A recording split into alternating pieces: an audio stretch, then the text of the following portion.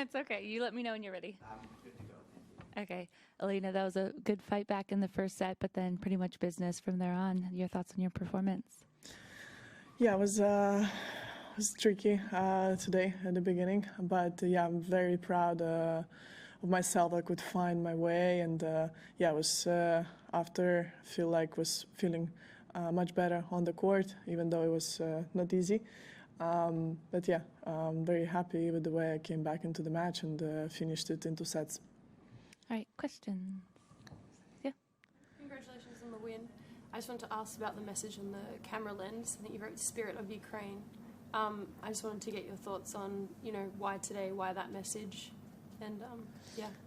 Yeah, well, I mean, as I said in previous interview on the court as well, that this fighting spirit that I have is completely a Ukrainian spirit that I try to show, that I try to represent as well, especially now these days in a very difficult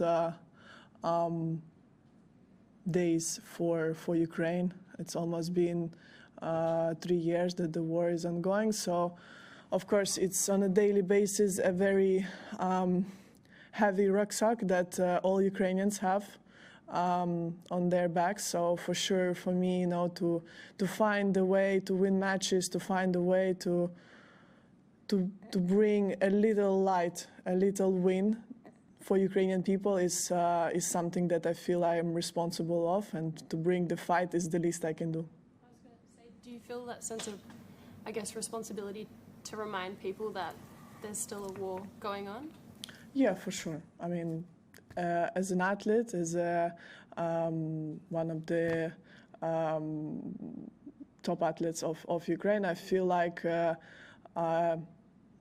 I should use my platforms. I should use my voice at the maximum that I can to raise awareness, to raise funds for multiple different kind of directions of what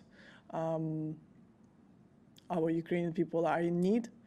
Yeah, I feel like sometimes people, they forget that there's still the war, that we still need help. And yeah, just for me, very important to show the resilience, to show that I'm here to fight no matter what, and I want to represent this spirit. All right, Simon, and then here. Yeah. Congratulations. When you mentioned on court about the surgeries and the toughness of coming back from that, how does it feel to now be sort of, I don't want to jinx it, fully fit and healthy, and you're showing the result of that? Of course, it feels great because last year I've been struggling quite a lot with multiple different injuries, which came, I would say, 1.5 years ago with my foot, and then it's all connected. So after my back was hurt, so I was all the time struggling with here and there pains. And right now, when the surgery happened in September, I had the real time to really to rest, to do different procedures for my back, have meetings with doctors, and really try to take care of it. Also, I took some time to strengthen all the parts that I had to, because the season is very long, so sometimes you don't have this time to really stop and invest in your body. So yeah, as you might know, I didn't play the tournaments before leading up to Melbourne. So just to win few weeks to gain more strength to play exhibition match, to play some practice matches. So yes, it's really important for me to prioritize my body right now, and to really prioritize my body. I've been trying to do it last year, but when you're already injured, it's very difficult to do, especially with so many tournaments going on, and yeah, sometimes it can be really challenging. Right, we'll go here and then Courtney. Yeah. Just back to the first question, how did you feel playing a Russian player today, and also how do you think the new President Trump will impact Ukraine's situation? Well, I played multiple times already since the beginning of the war against Russian players. So for me, it's nothing new. You know, I was extremely motivated to win today.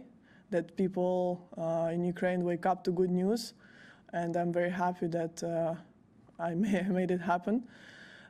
Regarding the presidency of United States, I feel like we should leave the stage to him. It's difficult, there's a lot of talks going on, how it's going to be, what is going to be, if he's going to finish the war in a few days or not. We can discuss this for hours, but no one knows really what's going to happen. So we are just patiently waiting for this moment. Courtney and then Catherine. Yeah. Congrats, Elina. In terms of you said not playing any lead-up tournaments before here, getting everything where you wanted to be physically. Once the Australian Open began and after you'd done all your training, did you feel 100% ready to go, or was this like coming back a little bit too early? Like, kind of where were you, I guess, physically at the start of the tournament? Yeah, I felt quite well. When I landed in Australia, I played matches, practiced with very good top players, and I felt very good. This was a good sign, and also gave me a lot of confidence to, let's say, in the first few rounds, I was not thinking too much about the injuries. I was just enjoying myself, being pain-free. And of course, there are still little thoughts in the back of the mind. But to be fair, with all the matches, all the 4 matches that I played here, I'm really happy with my fitness. I'm really happy with the way I've been handling like tough physical matches that I had. So yeah, so far so good. Catherine and then Tumani. Hi, Elina, congratulations. When Gael won his last match over Taylor Fritz, he was in here and he kind of laughed at the idea that he could win the tournament. I just wondered how you feel about the idea of winning the tournament and of him doing the same. Well, to be fair, we're still very, very far from it, and I don't like to speak about it too much because there's still many matches, and now it's actually where the tournament starts, where everything starts now, because now you have super tough matches. You're playing against top players. You're playing against the players who've been here for many times and know how to deal with different kind of pressure situations. So yeah, I feel like I need to put my head down and put the work in, and yeah, I don't really think it that way. Of course, I believe that I can make it, and for me, it's always been an ultimate goal to win a slam, but we're still very far from this. In the back and then Simon. Yeah. Aryna, congratulations, Lydia Kelly, Reuters. Just following on the question, you are actually 7-0 when it comes to playing Russian players since the start of the war, and you've been talking about your fighting spirit. Where do you get the strength for? Is it something you do, especially when you'll be facing a Russian player? Also, which and next round you can be playing against Rybakina as well, who is of Kazakhstan. But another question, and the other question is, do you see a time when you could be actually shaking hands with your Russian opponents? I don't do anything different. For me, it's the same routines that I have in the morning, before the matches. Everything is the same. It's just I feel the spirit is different. I'm really really putting everything out there. I feel like I put all my energy there. If I'm not gonna win, but I'm gonna almost like die on the court. But I'm not gonna let her win that easy. So I feel like this fighting spirit is really putting me through these matches. And yeah, as I mentioned, it's just the associations that me personally I have with this country is very painful and very tough on my heart. So of course, I have an extra motivation for this. And the second question, sorry. Shaking hands, do you see a time? Yeah. Yeah, I mean, adding to my feeling that I have an association with this country, for me, it's, to be fair, I don't really see it happening. Because, it's just a terrible, terrible feeling, and I not wish to anyone to ever experience this, but to wake up to the news of when your friend died on the front line, been killed by a Russian soldier, and it's something that really heavy on my heart. We'll do last question, Simon. Very different topic, Elina. The coin toss. I missed the beginning of the match, so I don't know who won it and who decided what. But what's your thought process when the coin toss goes? Do you always receive? Do you change it according to? Yeah, I change it. It's according to how I feel on the day, what's my tactics. Yeah, it's different all the time. Also depends a little bit on the opponent. Yeah, sometimes I feel good. If I warmed up before, I feel good on the returns. I will probably choose a return, or same with the serve. So yeah, it's changing all the time. Do you choose one more than the other, do you think? I think I choose serve now. For the past 2 years, I've been choosing serve mostly. Yeah. Okay, sorry, one last one. Tumani, my bad. Mentally, just curious, how difficult was it mentally for you to, last year, managing injuries and all the pain and trying to continue playing through it? And at what point did you kind of decide, like, this is enough, something needs to change?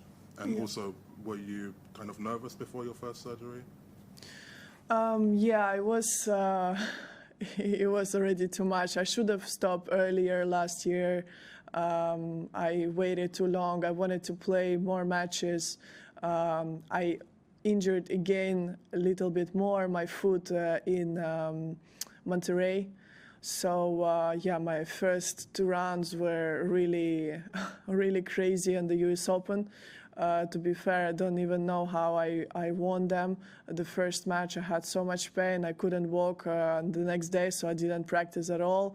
I had to have a procedure with the doctors to drain the cyst out of my foot. I mean, I don't think that you do that during the Grand Slam, but then actually with the painkillers, with some procedures, I could win my second round match and then play 3 sets with Coco. It's I don't know, maybe stupid or maybe smart, but I don't know, to be fair. But I just have, this want to play, I want to compete. I feel like I'm playing well. I feel good on the court, so I want to continue. But sometimes my body is not allowing me. So that's why, I really want to take time to make some breaks between the tournaments and really try to find the time to do a proper recovery. Before the surgery, were you nervous going into that? Yeah, I was very, very nervous. Of course, I mean,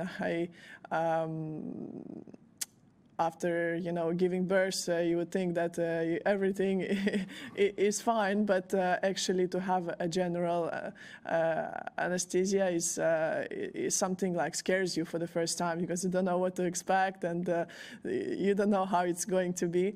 Yes, I was very nervous. Also, I guess when you are a top athlete, you are worried a little bit if you can come back to the top level, if you can actually move after, or if you can break on your foot afterwards, because now I have two screws in my ankle, so it sounds scary, but yeah, it's of course you have doubts. But I guess with the with the confidence of winning matches, of the confidence of moving well, and with the team as well. I'm really, really happy with my team right now. They give me confidence. We work through tough moments, and it's a mixture of everything, but it's just about the confidence, I guess. Thanks, everyone. Thanks.